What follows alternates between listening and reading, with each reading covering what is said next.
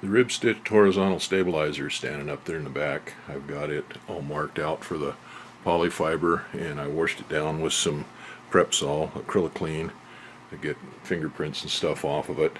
You don't want to wipe it down with reducer or MEK now, because that would just take off the poly brush that's on there. I'll put a layer of poly brush on where I've got the lines marked out for the tapes, the 2-inch wide tapes that go over the ribs, and then I'll put the tapes down and poly brush over those. I used up all of what I had mixed up before. I think I still got a little bit left in that quart container that I opened up, but I've got this 5-gallon pail of poly brush that a friend gave me. It's been several years ago now that he gave it to me, and he had it probably about 10 or 15 years before that. Surprisingly enough, it's still viable. I opened it up a year or so ago, stirred it up, got it all mixed up and checked it, and it was good, and I resealed the pail, and I've had it sitting here on the shelf for a couple of years since I did that, or year, better than a year, a couple of years since I did that. And I just took it down to the shop and opened it up and took the stir paddle on my air drill and stirred it all up. So I'm going to decant a little bit off into my mixing cup here and mix it with some reducer and see what happens with it. Now the first step, just like doing the door, is to put a layer of poly brush where these tapes go.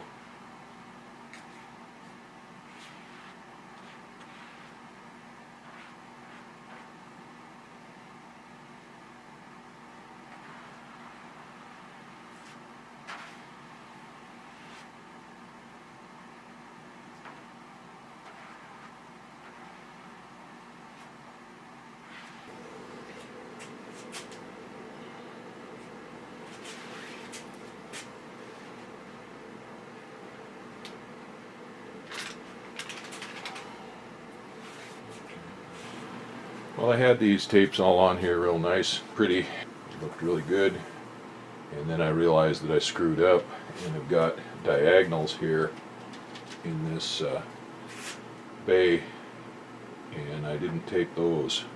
So I pulled these two tapes off of these two ribs. This one on the far outboard side is fine, and I'll leave that one on there, but pulled these two off, and I'll have to wait for that stuff to dry and clean it up, and then I'll have to mark these diagonals out, these little braces out, and tape those, and those get taped on first. So they get taped on and cut so that they match into this reinforcing tape that's on here, and then when the tape goes over the rib there, then that kind of covers those up. So anyway, it's caught that screw up before it was too far in there. Well, I ripped these two tapes off there, as I said, and then I cleaned them up, took some reducer and cleaned all of the poly brush off of them, cleaned them down. I had to remark the lines on them because they come up with the poly brush. And I've marked these diagonals, these braces that go in here, and I'll let the stuff cure overnight now, and I'll cut the tapes for it and stuff and finish that tomorrow. I probably didn't need to put tapes over these because those braces on this side anyway are down 1/4 of an inch from the fabric, but they should have them on there. I say I could have got by without them, but I'm going to put them on there now. Well, I've put the tapes back on again now. I got my diagonal tapes on here this time.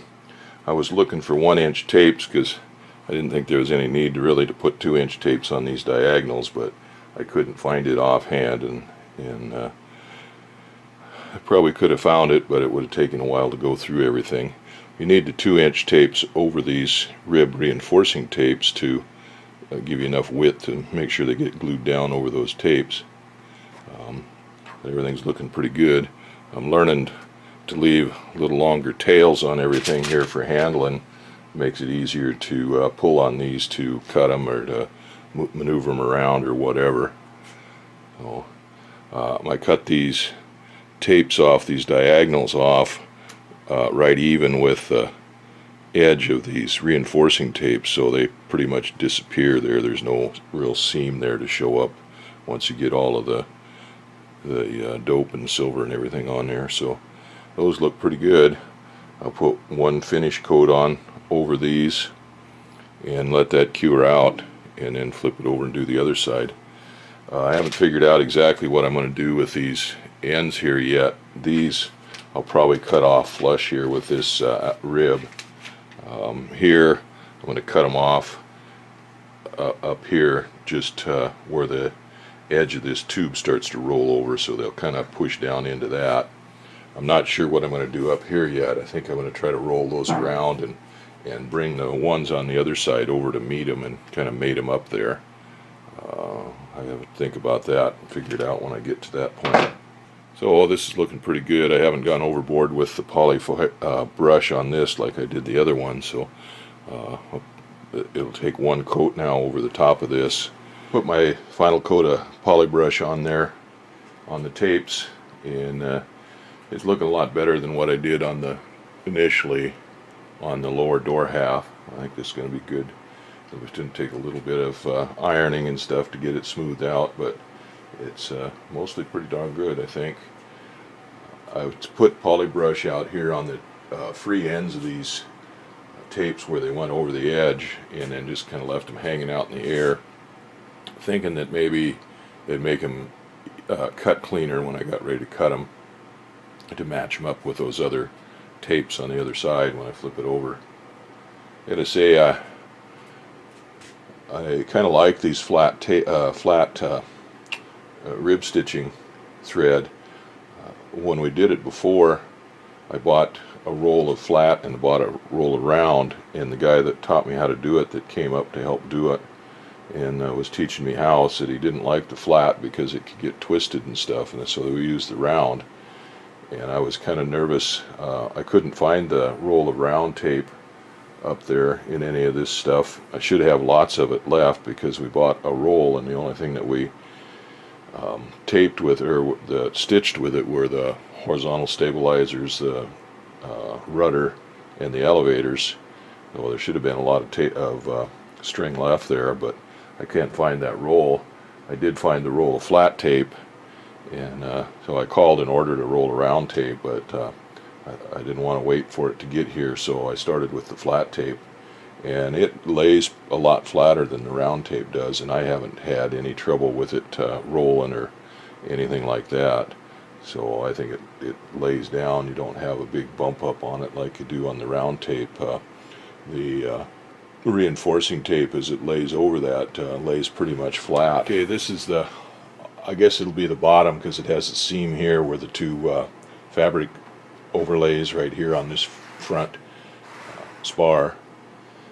I've got it all marked out here for my tapes, and I'm going to go over each one of these reinforcing tapes. They get puckered up a little bit here where the stitches come through sometimes when they're tied in.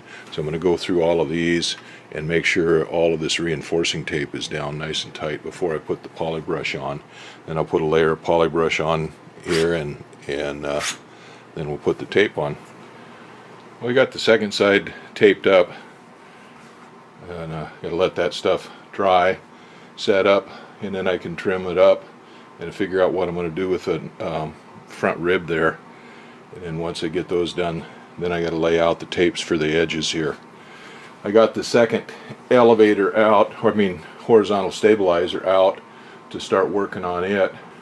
There's so much time between one curing and a waste of time, so I might as well be working on the other one. Well, I got it out. I'm going to clean it up with MEK, wash it down real good with MEK, and let it dry out, and then start measuring the fabric for that one. And I still got my little practice piece there, my test piece over there. I'm just going to go ahead and let the Polytack set up on it. That stuff, that's that old fabric that I used on the door on the lower door half, and that polytack just didn't want to penetrate that. I had to work it over with a little bit of MEK to get it to come through the fabric and stick, so we'll see if that'll stick. Here's what I got figured out for doing my leading edges here, matching these tapes up. We got some laminate. It's just found this in the trash bin in Anchorage at the plastic shop where we went and got the plexiglass for the windows. And I cut off a little piece of it here, like just a small piece. And, what I do is lay this right here on top of this leading edge and bring this one tape up and then the other tape over and get it as tight as I can.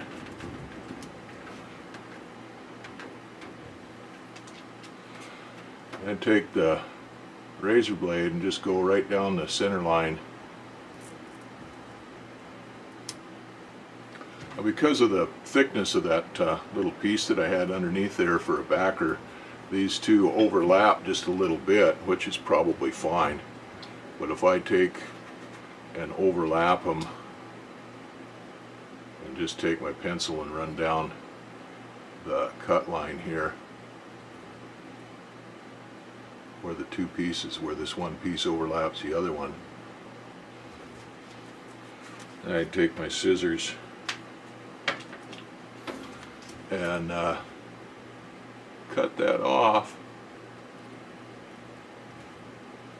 right there on that pencil line.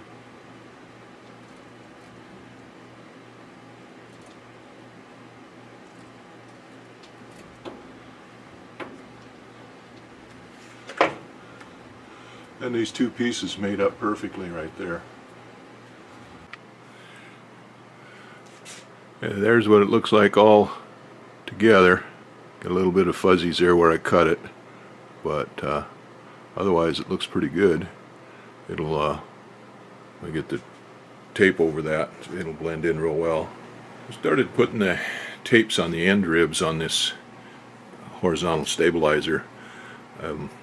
This one over here on this butt rib is going to be pretty straightforward. It's just a matter of trimming it out around those tubes where they connect into the fuselage, into the trim system, and bending over. The one on the other end, on the outboard end, is a little bit different. It's a little bit trickier because it's tapered a little bit. Those tubes on there, the front spar and the rear spar, are both the same diameter, but as you get down to that outboard end down there, they've crushed it down a little bit so that it matches up with the end of the elevator where it comes around there. So that, I'm not sure exactly what I'm going to do with that. I'm going to try maybe gluing it down part way and shrinking it a little more and more as it goes, so it kind of maintains the same width down that rib. But I've got them glued on to the butt rib now and let that dry, and then I'll be able to work the rest of it. My other horizontal stabilizer, I've got the fabric cut out on it, and I got it poly-tacked down to the what would be the rear spar on that. And that's just got the first coat of poly-tack on it. So we'll be able to turn it around and start. Well, I guess again, just like we did on this one, we'll do the butt ribs first and then heat form the front spar on there as it goes around that curve. I'm progressing on the horizontal stabilizer here. I've got this as the outboard end with the tapes on it, waiting for it to cure before I finish it up here.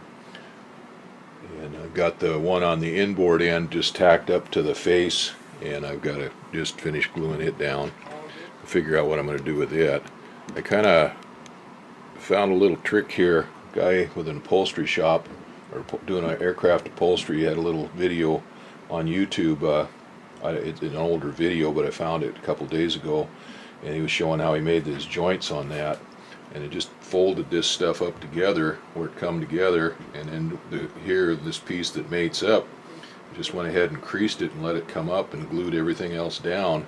And once the glue all sets up, then I can take the razor blade and just cut that off, and I have a nice perfect joint on that.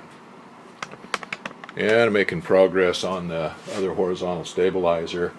We've got the fabric glued onto the rear spar, cut out for the hinges there, and then glued onto the rear spar. I glued up the end ribs. This is just the bottom layer, the one layer glued up to the end ribs, and then brought it around and heat formed it around that leading edge. And then I've marked it and cut it off where it's going to be there, and so it's ready to be glued down now. The leading edge, that'll be the lower skin. I've got the tapes, finishing tapes on the end ribs on both ends of that first horizontal stabilizer. I'm letting those cure up now. The next thing to do is to put finishing tape on the trailing edge of that on that spar, but before I do that, I've got to put the seaplane grommets in there, so I've got to cut a bunch of doilies for that. Well, anyway, while I'm waiting for the polybrush to set up on that so I can finish working on that one or do some more work on that, I decided to go ahead and start gluing up the fabric on this other horizontal stabilizer.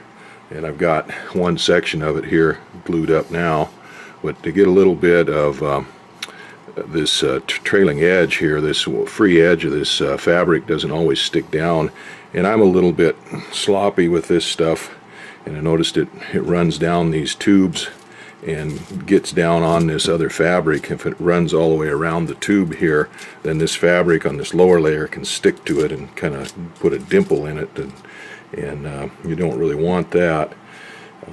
Now I've found with the other fuselage that it doesn't hurt anything to have the polyfiber fabric and the polytack and whatnot covering as much of this metal as possible. It's actually good for it. The places where that polyfiber was glued around there and the vinyl or the polytack and stuff was covering those tubes were a lot less prone to get rust than the places where it wasn't exposed. So it's probably a good thing to get a thorough coverage on that. But you don't want free ends of this stuff hanging up, because it might have a tendency to wick moisture or hold moisture in it if it's not filled with polybrush or polytack. So because I sling some of that stuff down in here and it gets on this fabric, I thought I'd try something here, and I took some thin strips of aluminum foil and kind of stuffed in underneath the edge of that and kind of made a strip of that, a catch strip that, so maybe I won't make such a mess on that layer of fabric there. So I'll go ahead and finish gluing this edge down.